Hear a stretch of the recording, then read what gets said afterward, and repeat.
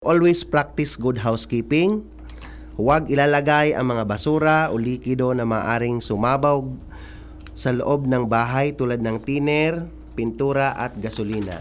Okay, so number 2, palagian po nating i-check ang ating mga LPG.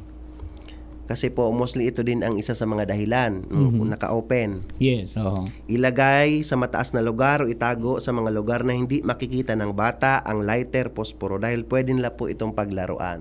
So yan din po, saro pa yan. Tapos siyempre out of curiosity kan mga aki. Iyon po sir. So kapag nag-apoy ang niluto, kung pwede po takpan ng basang tela o ng yung takip po ng kaldero na mas malaki doon. Dahil po pagbuhusan ng tubig, na mas lalo po yan makalayong maray. So wag manigarilyo sa loob ng bahay, lalo na po sa kwarto.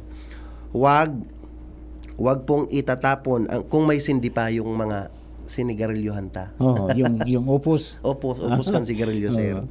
Kinailayo mula sa kortina at iba pang mabilis na masunog tulad ng mga basura at papel ang mga nakasinding kandila o gasera.